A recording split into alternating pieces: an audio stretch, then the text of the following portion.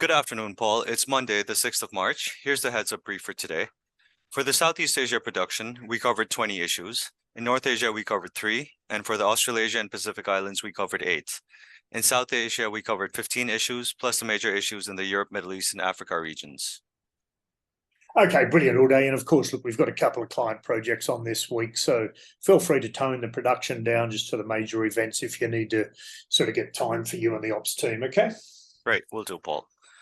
So starting off, in Thailand, pro-democracy protesters and royalists will gather around the Supreme Court in Bangkok today. They're supposed to have started gathering already, but there's no report so far. They'll be there till the evening. There's a royal motorcade that will be passing the area today, and the royalists want to show their support ahead of the upcoming elections. A similar gathering will also be held tomorrow. Okay, thanks. Also in Thai politics, the Move Forward party said that it will work with the opposition Pheu Thai party. Okay, thank you.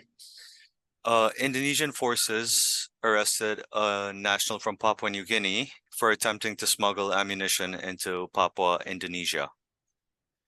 So look, this is really interesting because this has been an ongoing problem where there's been trade of ammunition between not only nationals, but particular concern is between various members of both security forces either side of the border. So this is a really downward trend. Look, while I'm at it, asking the obvious, but no news on the kidnapped pilot at this stage? No, Paul, nothing to update you on there. Okay, thank you. Right. Moving over to the Philippines, security forces killed 1 person and arrested 3 yesterday. The suspects were involved in killing the governor of Negros Oriental and 5 others over the weekend. Now, 2 of the suspects were former soldiers. A motive has not been established yet. No, okay, wonderful. I'm guessing it's get money to kill a political person that's a rival to somebody. So we shouldn't preempt it, but if I was a betting man, I'd have all my money on that for the win. Okay, thanks. Right.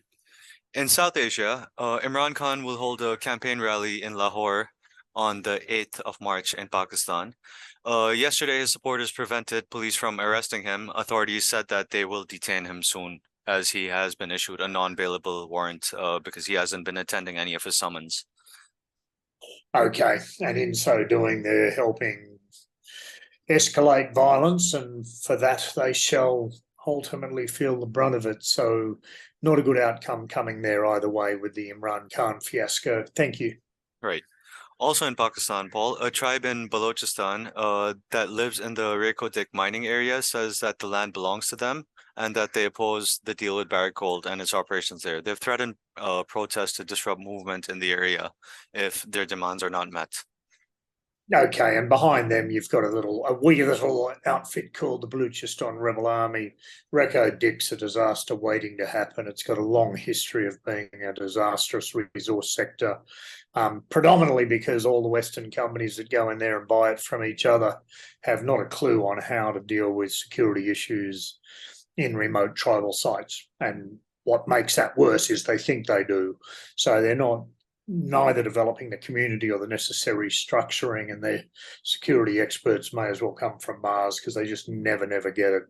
I've had exposure to that site, and it's a ticking time bomb, more so because of the aforementioned reasons. Thanks very much. We need to keep a close eye on that because we just need to make sure that we're populating our database with our prediction there. Thank you.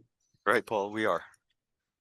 Moving over to India, so there were 2 low-intensity bomb blasts in Karnataka and Tamil Nadu last year.